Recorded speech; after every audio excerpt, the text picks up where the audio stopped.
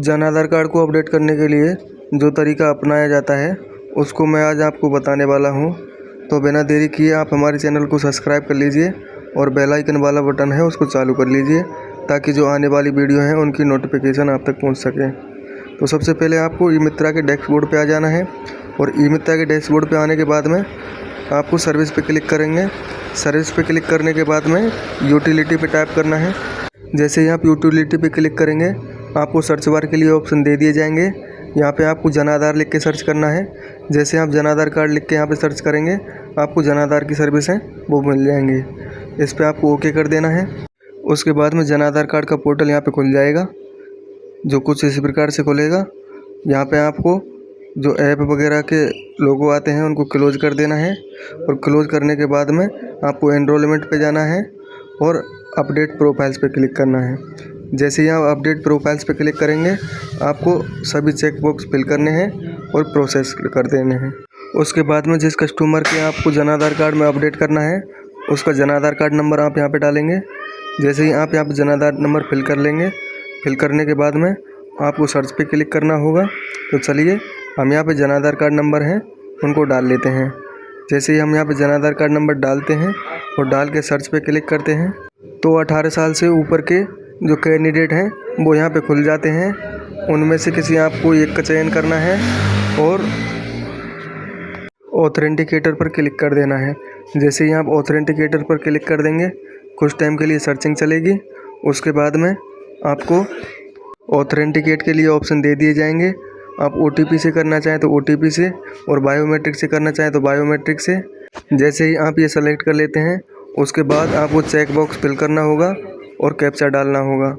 Captcha डालने के बाद जैसे ही आप बायोमेट्रिक कैप्चर करेंगे कस्टमर की बायोमेट्रिक यहाँ पे कैप्चर हो जाएंगी, जिसमें आपको जन आधार कार्ड के सभी मेंबर खुल जाएंगे।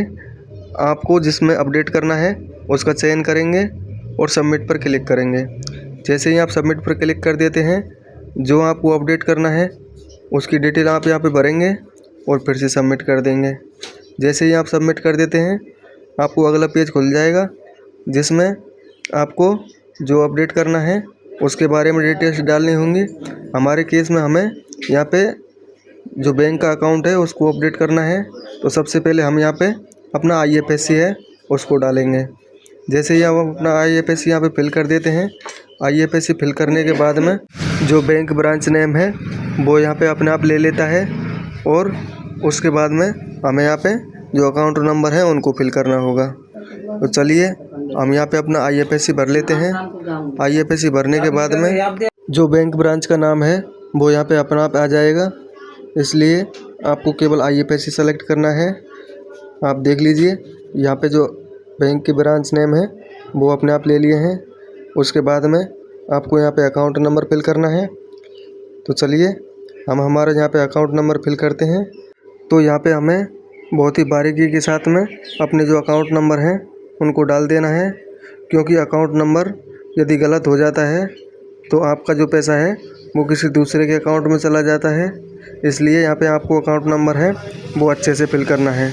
जैसे ही आप यहाँ पे अकाउंट नंबर अच्छे से फिल कर लेते हैं, अकाउंट नंबर फिल करने के बाद में आपको सेलेक्ट डॉक्यूमेंट की तरफ आना है और सेलेक्ट डॉक्यूमेंट में आप या तो चेक या पासबुक दोनों में से किसी एक को यहाँ पे लगा सकते हैं। तो हमारे केस में हमने यहाँ पे पासबुक को लगाया है तो इसलिए पासबुक पे क्लिक करेंगे और चॉइस अपलोड डॉक्यूमेंट में अपनी जो फाइल है उसको यहाँ पे हम डाल देंगे। जैसे ही यहाँ पे हम डॉक्यूमेंट वाली फाइल डालते हैं और डालने के बाद में आगे बढ़ जाते हैं, तो आगे जब हम बढ़ जाएंगे तो आपको किस इस प्रकार से इंटरफेस दिखाई देगा जिसमें आपको सेव डिटेल्स पे क्लिक करना है। जैसे ही आप सेव डिटेल्स पे क्लिक करेंगे आपकी जो डिटेल्स है वो सक्सेसफुली सेव हो जाएंगी। एक बार इनको आप फिर से वेरीफाई कर लेंगे, क्योंकि एक बार जो करेक्शन हो जाता है उसमें दोबारा करेक्शन नहीं होता, इसलिए आपको यह फिर से चेक कर देख लेना है। और जब आप ये चेक करके देख लेंगे उसके बाद में आपको यहाँ पे जो अपना कैप्चा है उसको फिल करना है। तो कैप्चा यदि आप फिल कर रहे हैं तो कैप्चा को कैप्चा के हिसाब से ही फिल करना है। यदि अल्फ़ाबेट छोटे हैं आपके तो छोटे और बड़े हैं तो बड़े। जैसे आपको कैप्चा दिया है उसी हिसाब से आप कैप्चा फिल करेंगे, अन्यथा आपका जो फॉर्म है वो सबमिट नहीं होगा। तो चलिए हम यहाँ पे बिना देरी किए कैप्चा फिल कर लेते हैं। तो हमें अपने जो कैप्चा को यहाँ पे सेलेक्ट करना है। जैसे ही अपना कैप्चा यहाँ पे सेलेक्ट कर देते हैं और सेलेक्ट करने के बाद में जैसे ही हम ई साइन पे क्लिक करेंगे, ई साइन पे क्लिक करते ही यह पेज कुछ टाइम के लिए लोड लेगा और लोड लेने के बाद में ये आगे कुछ इस प्रकार से खुलेगा, जिसमें आपको चेक बॉक्स फिल करना है और चेक बॉक्स फिल करने के बाद में KYC वाले कॉलम पे क्लिक कर देना है। आपको फिर से एक चेक बॉक्स फिल करना होगा और सेंड OTP कर देंगे। जैसे ही आप सेंड OTP कर देते हैं तो कस्टमर के रजिस्टर्ड नंबर पे OTP भेज दिए जाते हैं, जिनको आपको यहाँ पे फिल करना है।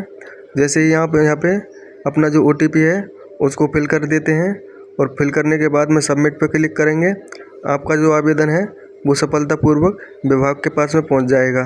तो चलिए, हमने यहाँ पे OTP को फिल किया और इसको वेरीफाई किया।